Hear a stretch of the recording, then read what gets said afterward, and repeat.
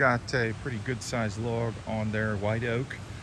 We are going to be live edge slabbing that. I imagine that's going to eventually become a dining room table or something similar to that. We're live edge slabbing that. That's going to be the first thing. And then we've got to turn to these pretty big. These are all white oak. That one is a little too big for the sawmill. We'll have to trim it up in order to make sure we can mill it to what we may be quarter sawing that one. I got to double check. But these logs right here are going to be, hopefully we are going to mill all these today. Not those over there, but those three, that one, and then that one buried under there too. Hopefully get all those done today, as well as the one on the sawmill. And there's actually a few more sitting around that if I have time I'm going to get to, but it is supposed to rain this afternoon. Eventually I want to build a structure that will enclose this so I can mill in the rain, but I need it dry long enough to do that. And right now I've been a little bit behind on milling, so I'm going to catch 22. When it's sunny, I'm milling, and if I take the time to build a structure, then I won't be milling.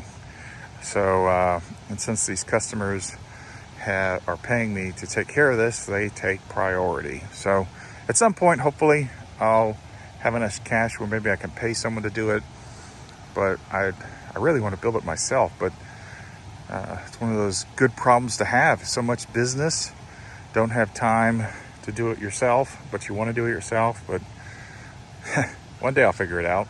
Well, let's get to milling.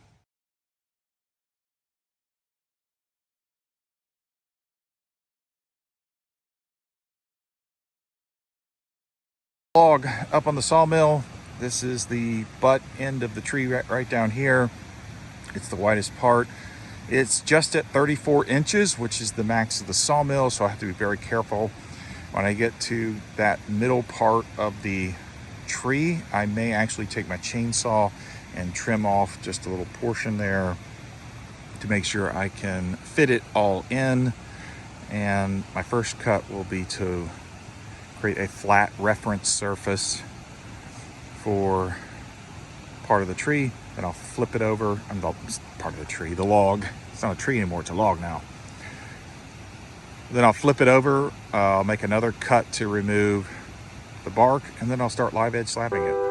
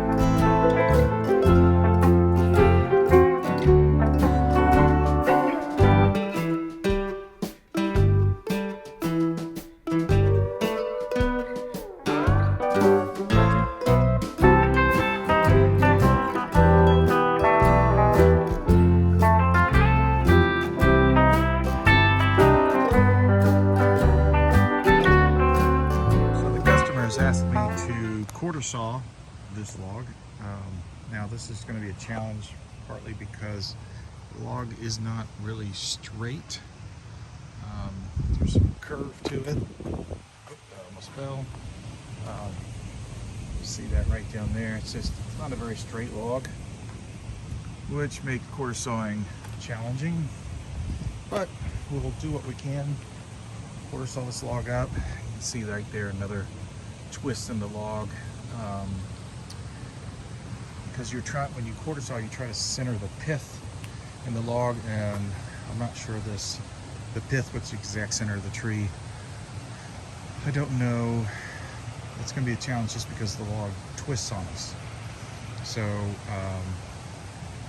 which means the grain is also twisting. But we will do our best. We're going to lose a lot of wood when we try to, actually, because the log is not round, I may square this into a cant in order to improve the yield of board foot, although you lose board feet when you square it up. But anyways, I gotta think about this. How do I want to cut this? Well, I'll have to pick one way and go for it.